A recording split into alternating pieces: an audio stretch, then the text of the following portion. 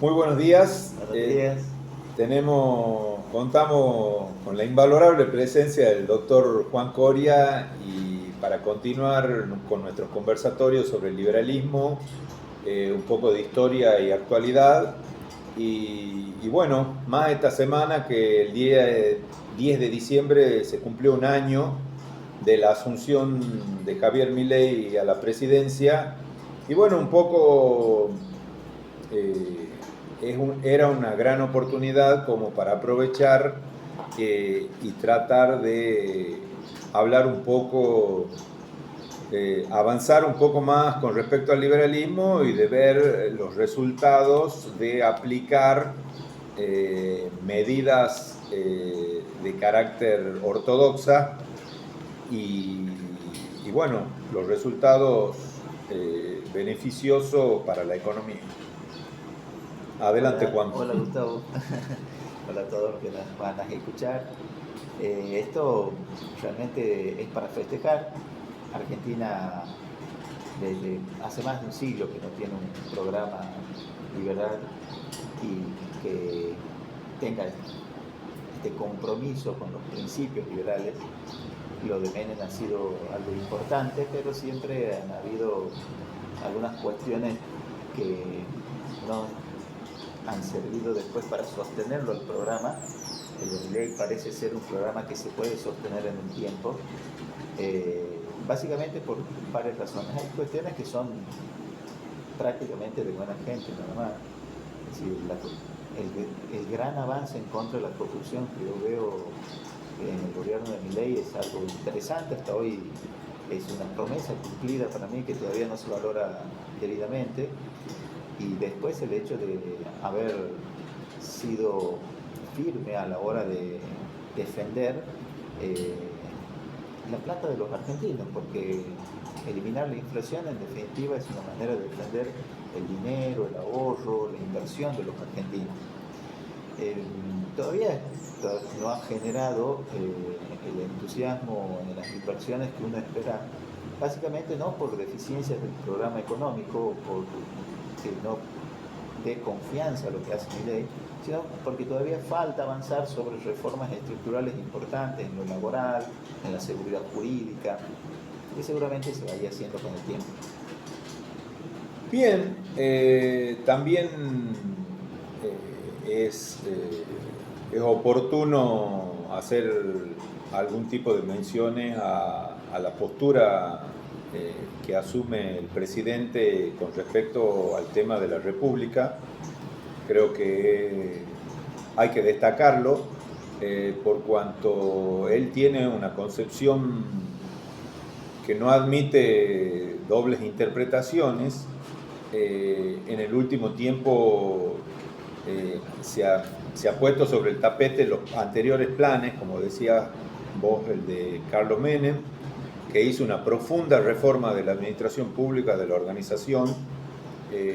Hubo muchos cambios, pero también hubo entes de contralor que calculo hoy con el diario del lunes vemos que no fueron manejados con la seriedad del caso. El ente de Contralor es lo que le da origen al nuevo RIGI, por cuanto las empresas cuando vienen a invertir necesitan un plexo normativo bastante serio y sostenible, no, no influenciable por los vaivenes políticos, es decir, por el cambio de la composición de las gobernaciones, de la senaduría y en el fondo de las cámaras.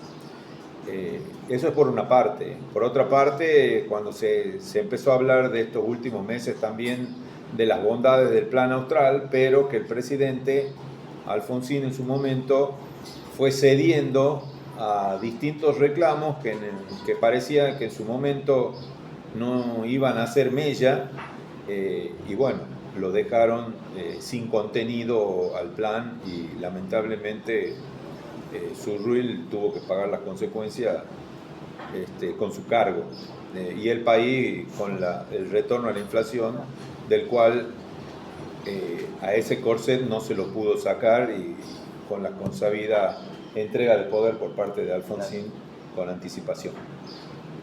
Aquí lo importante es que a futuro parece esto demasiado sólido en dos aspectos.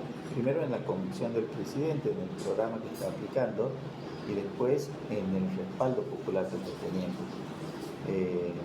Todo uno lo ve en la calle, digamos, habla con la gente y las personas saben que estamos atravesando un momento de crisis, pero también están convencidos que tienen que apoyar estos 4 años al gobierno, y eso es algo maravilloso, digamos, no se había visto hasta ahora, y seguramente esto nos va a permitir empezar a ver los beneficios de estos modelos económicos.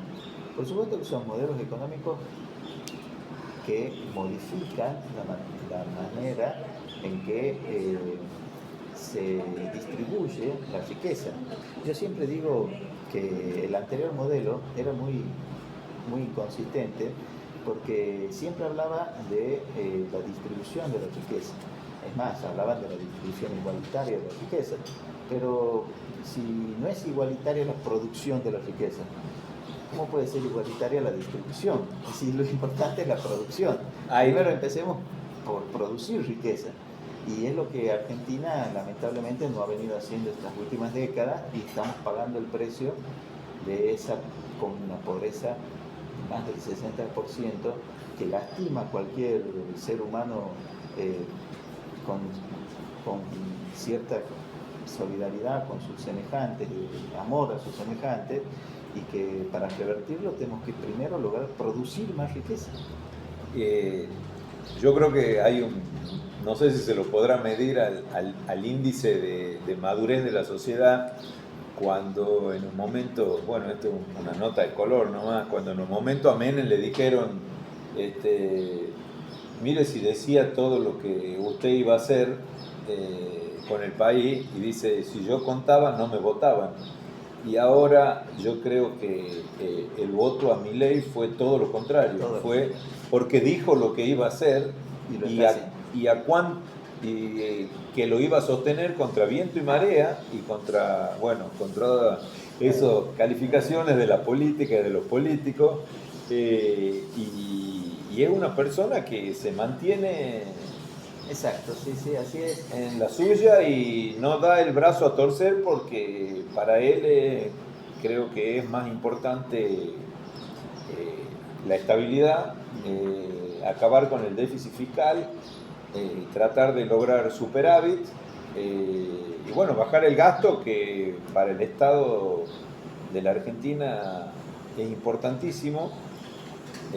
Después podríamos hablar un poquito de la cuestión de lo que es la desregulación, porque hay muchas... Ahí quería llegar en realidad, porque muchas veces cuando se dice bajar el gasto, primero veamos por qué se ha subido el gasto. Para subir el gasto, lamentablemente, lo que se ha hecho es generar una enorme cantidad de oficinas y regulaciones que convertían en cada escritorio un dictador de turno que impedía hacer cosas a aquella persona que quería generar riqueza. Digamos, abrir un simple negocio, una pizzería, era una tortura y casi una posibilidad de quiebra económico antes de poder abrirlo, por la cantidad de inspectores, de papeles y de peajes que tenían que pagar para poder abrir un negocio. El que no tenía espalda muchas veces quebraba antes de empezar. Gastaba todos sus recursos en poder abrir el negocio. Una locura este país. Realmente ha hecho cosas muy locas detrás de justificar un Estado presente, pero en realidad era para sostener un aparato electoral. Ese aparato electoral se ha vuelto extremadamente caro y la sociedad se ha hartado de eso, y en buena hora que lo se ha hecho. La desregulación es más importante que el gasto para mí. El gasto, en el fondo, siempre el Estado va a gastar, va a recaudar y va a gastar. Eventualmente, incluso, si me dirían hoy, yo siempre he sido partidario, las personas no tienen por qué vivir en la extrema pobreza, en una sociedad que puede generar riqueza, y sobre todo riqueza de alimentos, con lo cual el gasto puede estar presente, pero tiene que estar claro para qué es el gasto. Es decir, si el gasto es para una prerrogativa de una persona que no tiene cómo sostenerse, o sostenerse es muy costoso, las enfermedades terminales, las discapacidades, la pobreza extrema, bueno, hay que hacerlo el gasto. Lo que sí no se puede hacer es seguir generando regulaciones, es decir, para justificar el gasto, crear una oficina, la oficina de la oficina, la oficina de la oficina, que eliminar toda traba para la producción, toda traba para la producción. Sí, y asimismo también el Estado lo asistimos día a día a que el Estado no cumple con los servicios básicos esenciales. O sea, ni las cuatro áreas que por Constitución debiera cumplir, justicia, salud, seguridad y educación, hay mucha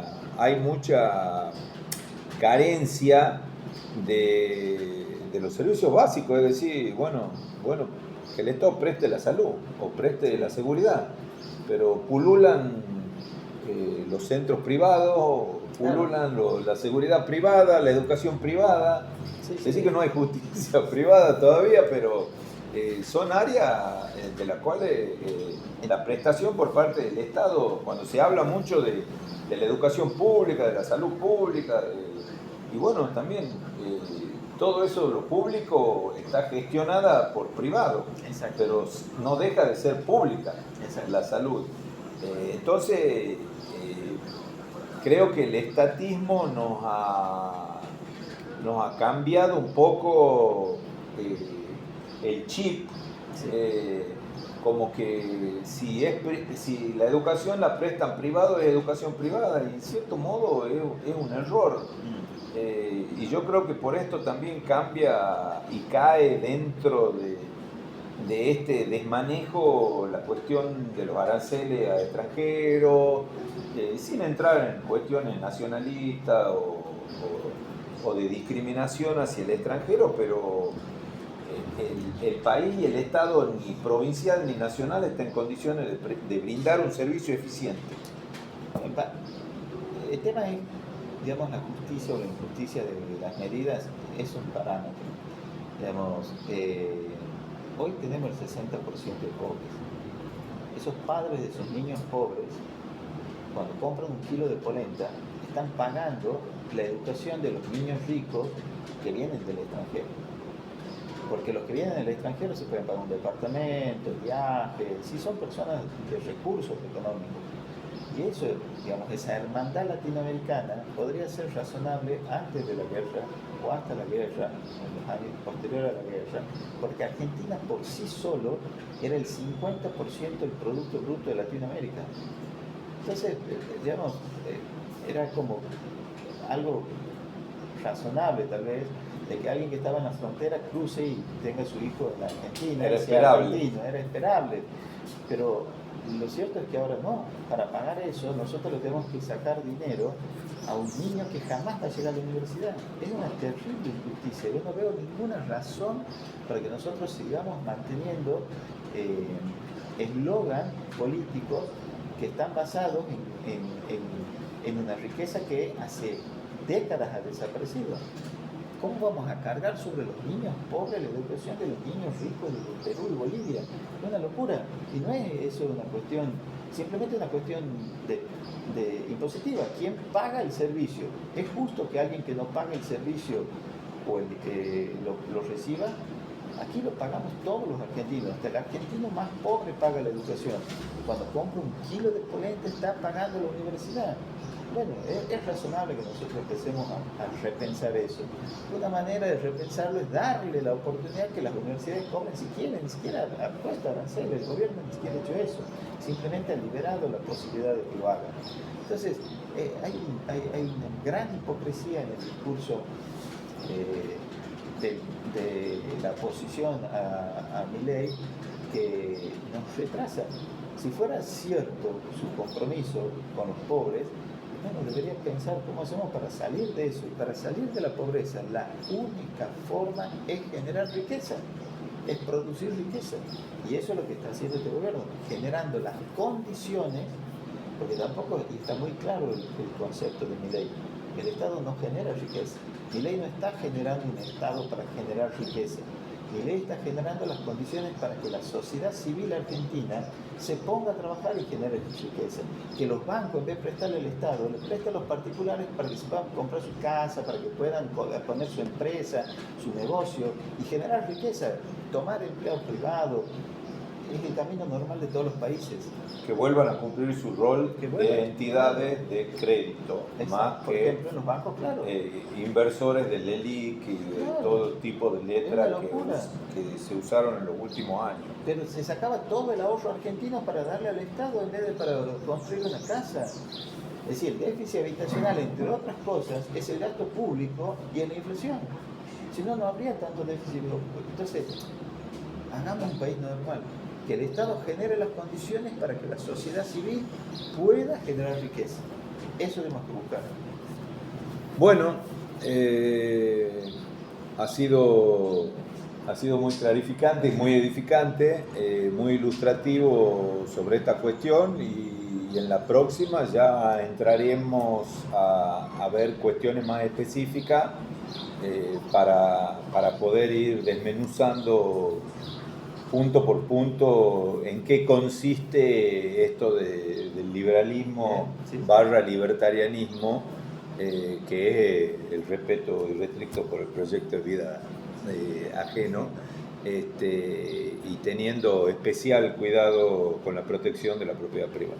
Exacto. Bueno, gracias, Gustavo. Muchísimas gracias, Juan, y será hasta la próxima. Chao. Hasta luego.